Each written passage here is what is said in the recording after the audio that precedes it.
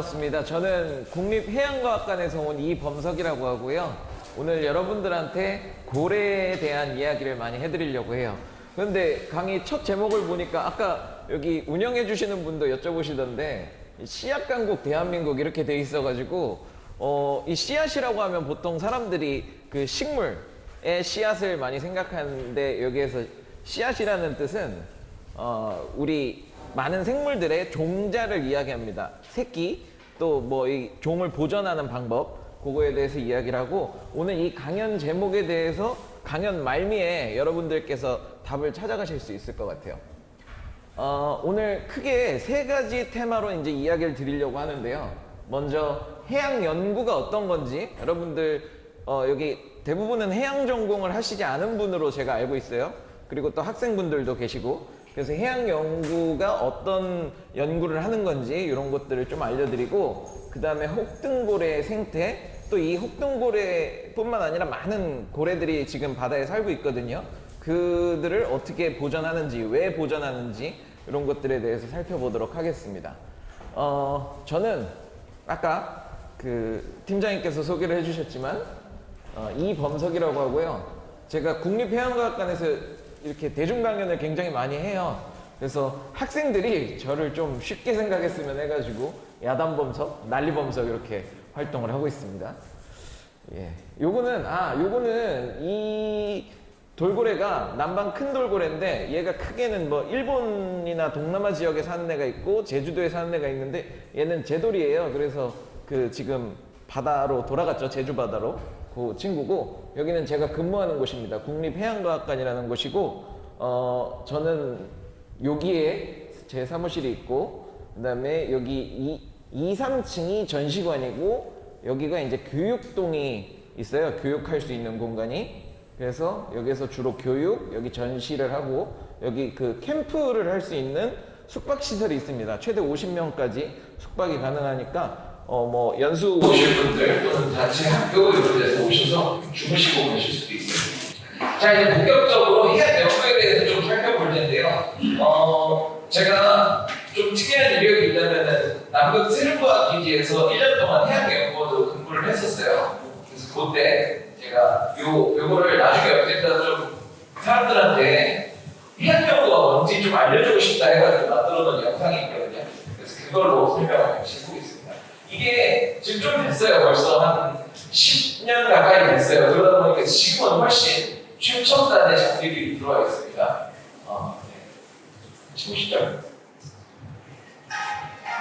소리는 조금 줄이겠습니다. 제가 자세히 나레이션으로 설명을 해드리고요. 예, 여기가 세종과학기지고요. 여기가 반입니다. 나오셨고요. 요분이 해군이세요. SSU 그 군인인데 저랑 항상 짝꿍으로 다녔어요. 제가 바다에서 측정 활동하고 이러면 안전을 지켜주실 분이시죠. 바다에서 길을 찾을 수 없다 보니까 GPS라는 장비를 이용해서 미리 연구실에서 어디 갈 건지를 지도를 동선을 짜가지고 옵니다. 그래가지고 각 좌표를 이동하면, 여러분들 실제 검사 해보신 친구 있어요? 기본적으로 뭘 재죠? 키와 몸무게를 재죠. 예, 제 키가 한 2m 조금 안 되는데, 아무튼 요게 바다의 키와 몸무게를 재는 장비라고 생각하시면 돼요. CTD라는 장비인데, 요거를 바다 해저 가장 깊은 곳까지 내리면서 얘가 깊이에 따라서 온도가 어떻게 변하는지, 또 전기 전도가 어떻게 변하는지, 이런 여러 가지 것들을 측정을 해줍니다. 요새는 장비가 더 좋아져서 자기가 원하는 수심에서 물도 떠오고 그 자리에서 분석까지 다 해가지고 데이터를 보내주는 경우도 있습니다. 이거는 조금 작은 배예요. 네, 그다음에 이거는 마이크로네트라고 하는 건데, 쉽게 말해서 뜰채예요. 뜰채. 그래서 바닷속에 어떤 생물들이 있는지를 채집하는 도구라고 생각을 하시면 됩니다. 그리고 이거는 보통 뭐 크기가 얼마나 나냐에 따라 가지고 여러 종류들이 있어요. 이거는 아마 50마이크로짜리 겁니다. 굉장히 작은 거. 그래서 이렇게 뜰채로 걸으면 여기 물이 쭈르륵 모이거든요. 그럼 여기에 이제 걸러진 생물들이 여기에 다 농축돼가지고 모이는데, 요거를 요 코니컬 튜브라고 하는 작은 플라스틱 병이에요. 여기에 담아와서 이제 여기에 모은 거를 어떤 생물들이 있는지를 관찰하기도 하고, 또 여기에서 실험을 진행하기도 하고, 플랑크톤 어떤 게 변화가 있는지 이런 것들을 살펴봅니다. 네, 이제 해양연구에 대해서 조금 흥미가 생기시나요? 네, 생긴 걸로 읽겠습니다. 자, 여러분들 제가 학생분들한테만 좀 질문을 해볼게요. 여러분들 지구에 물이 많아요? 땅이 많아요? 물이 많아요? 네. 네. 이 지구본을 이게 우리 국제우주정거장에서 찍은 사진일 거야. 이 땅을 땅이 가장 많이 보이는 지구본을 돌려봤을 때 이 정도가 나오고 또 땅을 한번 들었을 때 이 정도가 나온다고 합니다. 근데 많이들 지금 조금 오해를 하시는 게 사실 지구는 땅이 훨씬 많아요, 물보다. 그런데 선생님 질문을 좀 바꿔볼게요. 지구 표면, 그러니까 지구 테두리에 물이 많을까요? 땅이 많을까요? 맞아요. 지구 테두리에 물이 많아요. 그러니까 다시 말해서 지구에 있는 물을 다 모아도 이게 목성의 위성인 유로파라고 하는 요 작은 지구보다 훨씬 작은 위성인데 거기에 있는 물보다도 작은 양의 물이 있는데 이게 지구의 큰 암석, 그러니까 지구의 큰 돌을 물이 얇게 코팅하고 있다고 생각하면 돼요. 여러분들 땅에 이렇게 잼 발라먹죠? 이렇게 좀 단 거 좋아하는 친구는 딱빵 안 보이게 빨갛게 칠해가지고 먹죠, 잼으로. 네, 선생님도 약간 그래요. 아무튼 이 빵을 얇게 코팅하고 있는 잼처럼 지구를 물이 둘러싸고 있다고 생각을 하시면 돼요. 그리고 지구에 있는 물은 거의 대부분이 바닷물이에요. 97% 정도가 바닷물이고 나머지가 이제 육지에 있는 물인데 그 중에서도 빙하가 상당히 많은 물을 차지하고 있습니다. 그래서 지구에 있는 물들은 이렇게 구성을 하고 있고요. 오늘 이제 그래서 홍등고래에 대해서 본격적으로 살펴볼 건데 제가 그래서 고래를 굉장히 좋아하다 보니까 극지방에 고래가 굉장히 많아요. 극지방에. 이따 고래 생태 설명하면서 다시 자세하게 설명하겠지만 고래는 극지방에서 먹이 활동을 하고 적도지방에서 이제 육아와 출산을 하는 큰 지구 스케일의 동물이에요. 이거는 선생님이 극지방부터 고래를 이렇게 따라가면서 마지막 적도지방에서의 모습이에요. 사실 극지방에서는 고래를 물속에서 담기가 쉽지 않아요. 왜 그러냐면 물이 시야가 그러니까 멀리까지 보이지 않아요. 그러다 보니까 이거 따뜻한 지방에 이제 또 수영도 할 수 있고 또 시야도 좋아하고 선생님이 물속에서 찍은 거예요. 선생님이 여기 옆에 고래고 이게 영상입니다. 보여드릴게요. 네, 큰 고래고 옆에 새끼를 키우고 있는 모습인데 고래 배가 무슨 색이죠? 하얀색. 등은 약간 푸른색. 그리고 고래 같은 경우에는 홍등고래는 가슴 지느러미가 굉장히 길다는 특징을 가지고 있어요. 그리고 얘가 지금 수면에 이렇게 오랫동안 머무는 이유는 사실 옆에 새끼고래가 있어서 그래요. 새끼고래가 이렇게 수면에서 살아야 하는 이유가 있어요. 이따 설명을 또 드릴게요. 그건 고래의 먹이가 되는 정어리 있는데 얘네가 이렇게 자기들을 보호하려고 자기들끼리 막 모여다니거든요. 그 모습이고 정어리 때문에 보실 수가 있고요. 넘어가서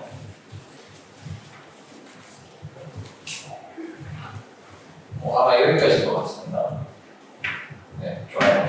아까 그 고래가 대부분은 좀 밝고 얘는 사실은 지금 이 앞부분이라서 그런데 대부분이 밝고 뒷부분이 검은 이유가 있어요. 왜 그런지 혹시 아세요? 이 고래가 바다에 살잖아요.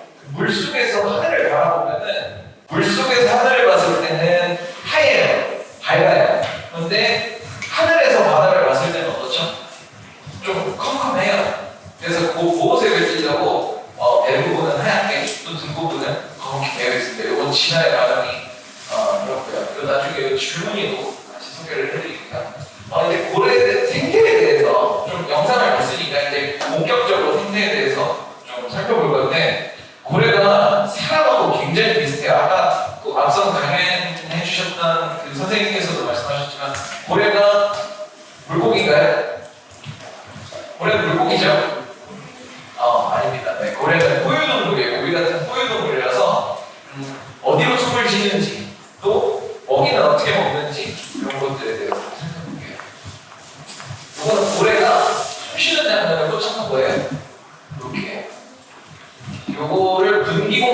이거 선생님이 찍은 거예요. 어떻게 생겼어요? 코 같이 생겼죠. 네. 코 사람 이렇게 코 뒤집어 봤을 때랑 되게 상당히 비슷하게 생겼어요. 네, 콧구멍처럼 생겼는데 고래가 큰 애들은 분기공이 보통 2개 있고 작은 애들은 이 2개가 합쳐져 가지고 하나 같이 생겼습니다. 그리고 많은 어린 친구들한테 고래를 그려보라면 꼭 그리는 게 있어요. 뭐냐면 바로 분수입니다. 분수. 근데 사실 이건 분수는 아니고요. 물을 뿜는 건 아니고 바닷속에 깊이 잠수했던 고래가 이제 물이 등에 차니까 반 정도 맞아요. 좋아요. 선생님이 조금 설명을 해볼게요.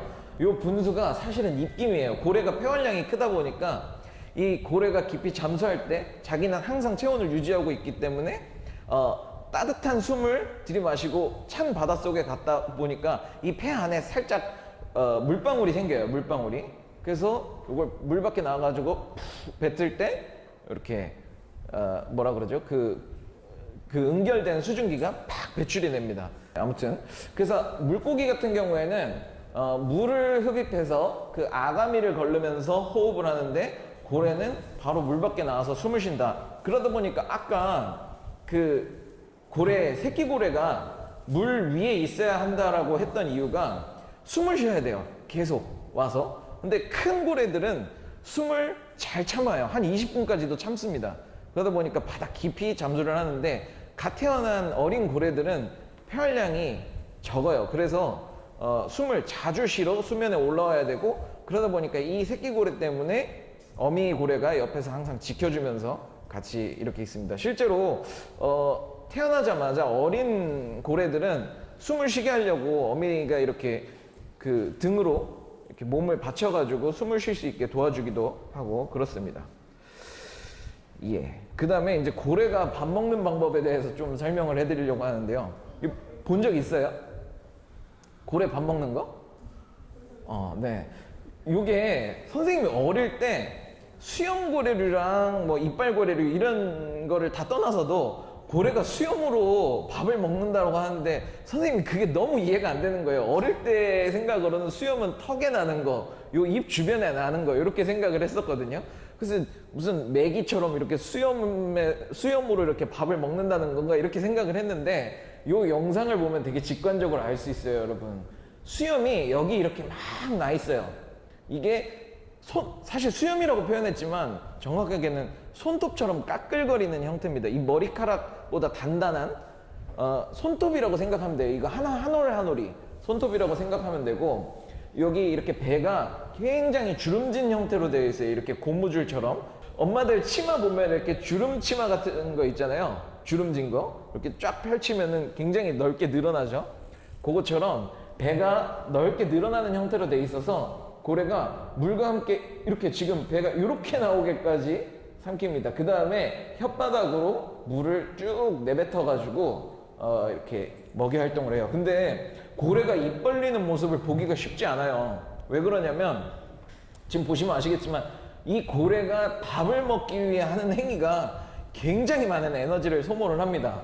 그래서 고래는 쉽게 입을 벌리지 않습니다. 그러니까 쉽게 먹이 활동을 하지 않아요. 최대한 밀집해 있는 먹이원이 있을 때만 입을 열고 닫습니다. 그런데 반대로 돌고래나 이런 작은 고래들은 이런 수염이 없고 사람처럼 이빨이 있어요. 강아지나 사람처럼 똑같이 이빨이 있어서 걔네들이 가가지고 이제 직접 먹이 활동을 합니다. 요거를 조금 어려운 말로 그 돌고래나 사람이나 이런 작은 애들이 먹이 활동하는 걸 타겟 피딩이라고 해요. 어떤 타겟을 정해놓고 그걸 가서 먹는다. 근데 얘는 필터 피딩의 중간 단계라고 하는데 필터 피딩은 뭐냐면 물과 영양분이나 뭐든 다 일단 넣은 다음에 필요한 것만 거르고 나머지 필요 없는 것들을 뱉는다. 필터, 우리 왜 공기청정기 보면은 필터가 산소, 공기 뭐 오만 거를 다 걸러가지고 그 안에 먼지들만 쫙 걸러내고 깨끗한 공기만 내뱉잖아요. 그거랑 똑같아요. 뭐 고래로 치면은 이제 그 먼지가 뭐 플랑크톤 같은 먹이 생물이 되겠죠.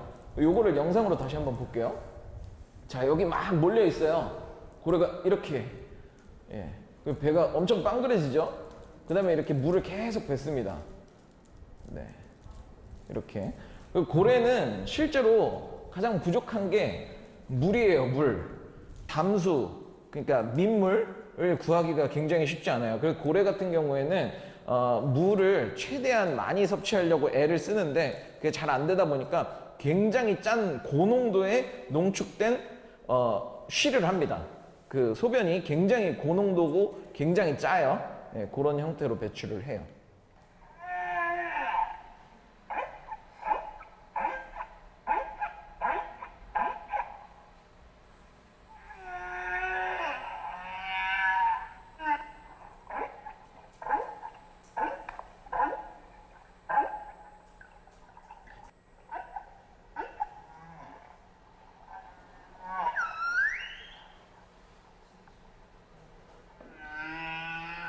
지금 여러분이 그 휘슬음을 주로 들은 건데 밑에 고래가 분명히 있어요.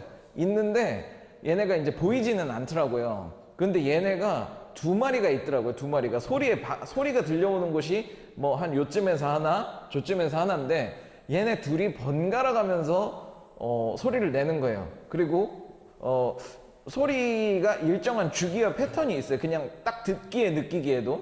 그래서 뭐 아직 과학적 근거가 좀 부족하지만 이들이 분명히 대화하고 있구나라는 거 정도는 좀 어느 정도 추측을 할 수 있고, 그 다음에 제가 처음으로 되게 놀랐던 게 돌고래를 선생님이 물 밖에서는 뭐 이제 고등학교 정도부터 이렇게, 제가 서울이 고향인데 그 서울동물원에 가면은 돌고래가 항상 있었어요. 그래서 그걸 보러 자주 갔었는데 물 밖에서 볼 때는 얘네가 굉장히 조용하더라고요. 그냥 자기들끼리 헤엄치고 뭐 이렇게 뛰기도 하고 이런데 뭐 한 23, 4살 때쯤에 처음으로 물 속에서 돌고래를 이렇게 마주할 일이 있었었는데, 그때 막 이렇게 소름이 돋고 놀랐던 부분이, 이 물 속에 들어가자마자 굉장히 시끄러울 정도로 자기들끼리 또 다른 세계가 펼쳐져요. 그냥 물 밖에서는 얘네 소리를 못 들었었는데 물 속에 들어가면은 얘네가 시끄러울 정도로 자기들끼리 엄청 떠들고 있습니다.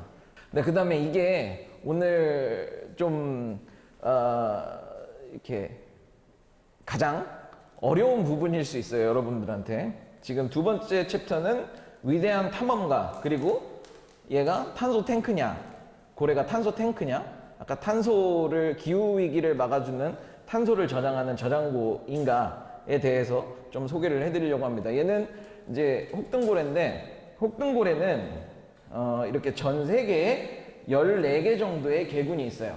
얘네가 우리나라에 사는 사람도 있고 뭐 미국에 사는 사람도 있고 이렇죠. 그런 것처럼 혹등고래도 전 세계에 14개의 개군 정도가 있고, 이 중에 빨간 애는 좀 멸종에 가까운 애들, 그 다음에 파란 애들은 개체수가 그래도 아직 충분히 많은 애들이고, 얘네가 적도지방에 모여가지고 새끼를 낳아요. 한 9월에서 12월 정도 사이에 새끼를 낳고, 얘네가 어느 정도 크면은 한 절반 정도는 북극해로 떠납니다. 북극 지방으로 떠나가지고 북극에서 먹이 활동을 해요. 그 다음에 절반 정도는 남극으로 가서 먹이 활동을 합니다. 근데 이게 왜 그러냐면, 아까 선생님이 그 적도 지방에서 그 고래와 수영하는 모습을 찍었었잖아요. 그 시야가 좋다고 그랬어요. 왜 그러냐면 극지방에 가면은 플랑크톤이 굉장히 풍부해요. 왜 그러냐면 찬물이다 보니까 거기에는 안에 이렇게 물에 녹아있는 산소도 많고, 또 그 다음에 물이 차갑다 보니까 잘 섞여요. 왜 잘 섞이는지는 뒤에서 다시 한번 설명을 드리겠습니다. 물이 잘 섞여요. 그러다 보니까 밑에 가라앉아 있던 슬러지 같은 것들이 잘 떠올라 가지고 그것들이 이제 플랑크톤의 먹이 생물이 많이 되거든요. 먹이원이 많이 되거든요. 그래서 그것들을 먹기 위해 몰려든 플랑크톤들이 많고, 그걸 먹기 위해서 고래들이 많이 옵니다. 근데 적도지방에 가가지고서는 먹이 활동을 하지 않아요. 길게는 뭐 6개월까지도 먹이 활동을 안 하는데, 왜 그러냐면 이 플랑크톤이 별로 있지 않은데 얘가 자꾸 입을 벌려가지고 아까처럼 이렇게 사냥 행위를 해봤자 가성비가 안 나오는 거예요. 그러니까 먹으려고 노력을 했는데 먹어지는 게 별로 없어요. 그러다 보니까 아예 먹이 활동을 진화를 하면서 적도지방에서 먹이 활동을 하지 않고 극지방에 가서 먹이 활동을 하게끔 이렇게 진화를 했습니다. 그런데 새끼를 왜 또 적도지방에서 낳냐? 얘네가 젖을 먹여야 해요. 고래들이 새끼를 낳아서 젖을 먹여야 되는데, 새끼들은 아직 그 지방층이 두껍지 못해가지고 체온 손실이 또 빨라요. 그러다 보니까 이제 적도 따뜻한 물에서 새끼를 낳아서 키우고 얘가 어느 정도 이제 그 추위를 견딜 수 있는 능력이 생겼을 때 극지방으로 이동해서 먹이 활동을 합니다. 자, 우리 따뜻한 물과 차가운 물을 이렇게 갑자기 섞었을 때 어디로 이동하죠? 따뜻한 물이? 네, 위로 이동하고 차가운 물은 아래로 이동하죠.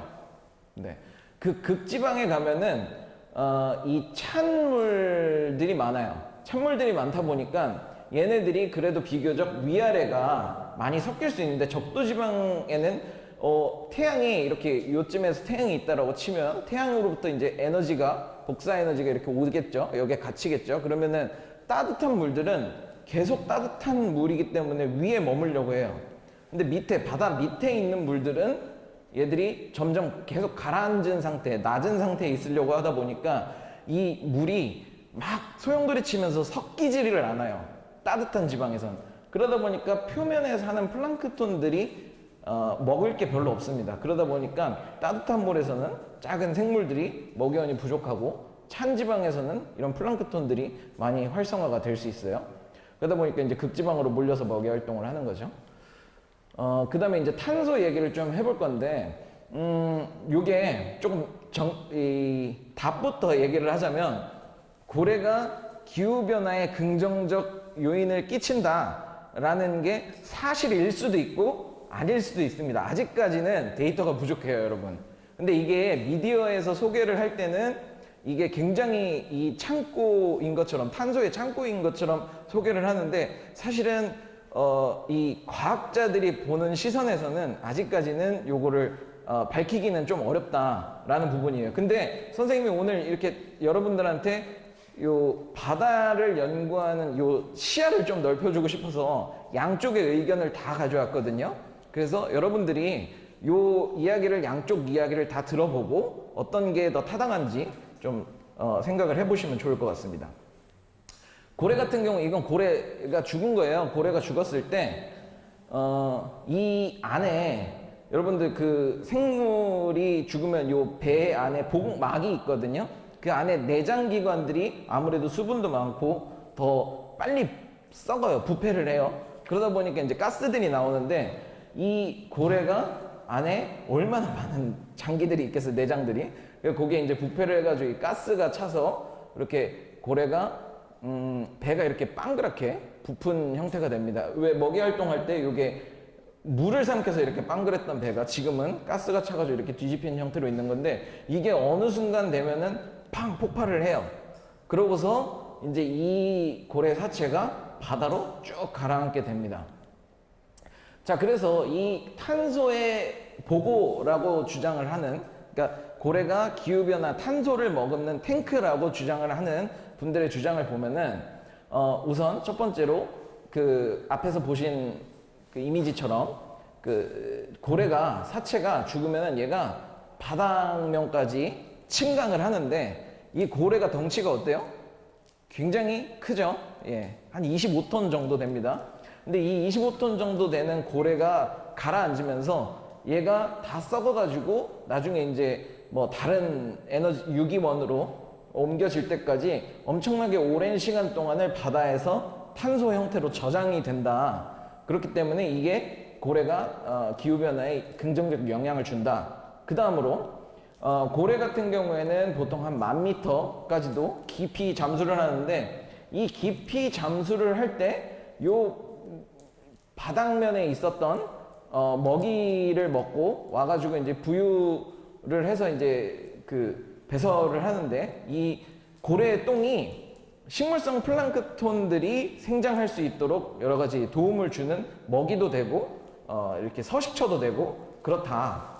그 다음 두 번째로는 고래가 극지방에 가서 먹이 활동을 하잖아요. 먹이 활동을 하고 극지방에 있는 먹이를 먹고 와서 여기 이제 적도지방에 와서 똥을 싸는데, 그 똥이 또 여기 식물성 플랑크톤이 잘 살 수 있도록 하는 뭐 이렇게 먹이원도 되고 또 서식지도 역할도 한다. 이 식물성 플랑크톤이 그리고 지구의 기후를 유지하는데 굉장히 많은 기여를 한다. 요게 이제 주장의 핵심이에요. 실제로 식물성 플랑크톤은 숲에서 생산하는 광합성보다 훨씬 더 많은 양을 광합성을 하고 있습니다. 왜 그러냐면 여러분 나무는 키가 크면은 어느 정도 될까요? 보통 뭐 아주 큰 거는 100m 넘어가는 것도 있다고 해요. 근데 보통은 요 밖에 있는 나무들을 보면은 한 10m 정도, 10m 내외로 크죠. 그런데 바닷속에서는 여기가 3차원 공간이에요. 그러니까 나무는 아무리 커봤자 2차원에 가까워요. 그러니까 바닥에 붙어 있는. 그런데 바다는 이 태양 에너지가 닿는 깊이가 보통 한 40m에서 시야가 좋은 곳은 한 70m 정도까지 이렇게 나오는데 그 공간에 다 이 식물성 플랑크톤이 살 수 있다는 거죠. 그래서 얘네가 하나하나 광합성을 해주면 굉장히 많은 양의 탄소를 저장할 수 있는 창고다라는 게 이 주장의 핵심입니다. 근데 요 반대되는 의견을 내는 분들은 어떤 부분을 지적을 하냐면 이것들이 고래가 그래 우리 인간의 관점에서 봤을 때 고래가 크기가 크고 많은 거 알겠다. 그런데 이게 지구 전체로 봤을 때 얼마나 되는 양이냐. 그러다 보니까 이제 이 고래가 사람이 볼 땐 굉장히 큰 생물이고 큰 생물인 건 맞는데 이게 지구 전체로 봤을 때는 그렇게 큰 영향을 주지 않는다. 그렇기 때문에 미디어에서 비춰지는 것이 조금은 과장돼 있다라는 주장입니다. 자, 여기가 좀 제일 어려운 부분이었고 그 다음에 이제 해양생물을 보존하는 거에 대해서 좀 말씀을 드리려고 해요. 이 해양생물 보존을 왜 해야 될까요, 여러분? 네. 선생님의 생각을 한번 얘기를 해볼게요. 요거는 사실 조금 미디어에서 비춰질 때 이 돌고래가 수족관이나 이런 데 갇혀가지고 막 이렇게 바다로 돌아갈 때 감사의 눈물을 흘린다라고 많이 기사가 나왔었어요. 얘가 제주 바다로 돌아간 비봉이거든요. 선생님은 궁극적으로는 이런 의견에는 동의를 해요. 그런데 이거를 조금 과학적으로 접근했으면 하는 부분은 있어요. 얘는 사실은 바닷속에 있던 애다 보니까 이 바다 물 밖에 나왔을 때 이 안구나 이런 것들을 보호하기 위해서 점액질 같은 성분을 내요. 그것들이 흘러나와서 이렇게 마치 눈물처럼 보이는 건데 사실 이거는 어떤 면에서는 그 장어 같은 거 있죠. 여러분 꼼장어 같은 거 먹어보셨나요? 걔네들 이렇게 건져내면 걔네가 점액질 굉장히 많이 흘리거든요. 근데 그걸 눈물이라고 하진 않죠. 네, 그것과 조금 비슷한 형질이고 선생님은 해양생물을 보존하는 이유가 궁극적으로는 사람들을 잘 살게 하기 위함이다라고 생각을 합니다. 사실은 이 해양생물을 보존하는 목적들이 물론 우리의 감성을 자극하는 것도 있어요. 저도 그거 굉장히 중요하다고 생각을 하는데 조금 다른 관점에서 얘기를 해볼게요, 여러분. 자, 얘 뭐죠? 새송이버섯이고 얘는 뭐죠? 송이버섯이에요. 맞아요. 선생님이 그 국립해양과학관이 경북 울진에 있어요. 여기서 한 2시간 반, 3시간 정도 걸리죠. 거기에 특산물이에요. 송이가. 이게 양식하기가 굉장히 어려워요. 그래서 선생님도 아직 사실 그 울진에서 한 4년 정도 살았는데 요 자연산 송이를 한 번도 못 먹어봤습니다. 비싸요. 굉장히 비싸요. 요 정도 양이면 한 70만 원, 80만 원 정도 아마 할 거예요. 근데 지금 더 비싸요. 왜 그러냐면 요게 산불이 크게 나잖아요. 한번 불이 크게 나면은 이 버섯이 균이다 보니까 얘네들이 고온에서 다 살균이 돼버려요. 그래가지고 이 송이가 굉장히 이제 채집하기 어려워서 비싼데 얘는 어때요? 물론 둘이 같은 종은 아니지만 얘는 우리가 양식을 하고 인위적으로 키워낼 수 있어요. 그러다 보니까 얘는 마트 가면은 요만큼이면 한 1,500원에서 2,000원 정도만 아마 살 것 같아요. 요 70만 원과 2,000원 굉장히 많은 차이가 있죠. 또 하나 볼게요. 얘 뭐죠? 얘는 우리가 흔히 알고 있는 광어, 전문적으로는 넙치라는 생선이에요. 얘가 마트 가면 얼마 정도 하나요? 여기 굉장히 고민을 하기 시작하셨어요. 아무튼 그렇게 비싸지 않아요. 국민 생선입니다. 횟집 가면 가장 대중적으로 먹는 게 요 넙치예요. 넙치. 그리고 얘는 뭐죠? 뱀장어인데 얘는 조금 여러분들 쉽게 먹기에는 조금은 부담스러운 가격이에요. 얘는 지금 완전 양식 기술이 없다라고 봐야 됩니다. 사실 있긴 있는데 그거는 실제 키워냈다라고 볼 수 없는 게 예를 들어서 알을 뭐 한 10,000개를 포획하면은 그 중에 한 4-5마리 큰 애로 키워내는데 성공하고 이런 정도 수준이에요. 그럼 아직 사실 완전히 성공했다라고 보긴 좀 어렵죠. 그래서 아무튼 얘는 우리가 컨트롤을 할 수 없고 얘는 우리가 컨트롤을 할 수 있어서 사람이 필요로 할 때 언제든지 수급이 가능해요. 근데 고래 같은 경우에는 선생님은 아직 그 답은 윤리적 답은 조금 찾아가는 과정인데 요 돌고래나 고래 같은 경우에도 지금 사람이 직접적으로 활용을 하진 않지만 요 개체수를 우리가 필요할 때 회복시킬 수 있는 능력은 갖추고 있어야 된다라는 게 선생님의 입장이긴 해요. 그러니까 지금 서식지 외 보존과 서식지 내 보존이 있는데 서식지 내 보존은 그냥 자연 상태에서 자기들끼리 회복할 수 있도록 그냥 자연 상태를 놔두자라는 게 서식지 내, 그러니까 서식지에서 살고 있는 얘네를 건들지 않아 가지고 회복시키자라는 게 서식지 내 보존이고, 서식지 외 보존은 서식지 밖에서, 그러니까 우리가 인위적인 공간에서 이 친구들이 개체수를 많이 늘린 다음에 바다에 풀어줄 수 있도록 도와주자, 이게 서식지 외 보존이거든요. 근데 선생님은 서식지 외 보존 방법을 연구했었어요. 요 고래 같은 경우에도 지금 인공적인 번식 방법이 있습니다. 그래서 미국 같은 경우에는 이 생명공학 기술이 많이 발달해 있기 때문에 암수를 심지어는 선택해가지고 얘를 암컷만 낳게, 수컷만 낳게 이렇게도 선택이 가능하거든요. 그래서 우리도 이런 기술들은 확보를 해서 바다에서 우리가 돌고래나 고래를 볼 수 있도록, 또 오랫동안 볼 수 있도록 요거를 관리하는 기술을 개발하는 게 요 서식지의 보존의 궁극적 목적입니다. 그래가지고 지금 여러 나라들이 이 돌고래나 고래들이 번식을 어떻게 할 수 있는지, 유지할 수 있는지 이런 것들을 연구하는 기술을 갖추고 있습니다. 이거는 선생님이 처음으로 아까 물속에서 돌고래를 보게 된 게 있었다 그랬잖아요. 그래서 아마 22-3살 정도 됐었을 때였던 것 같아요.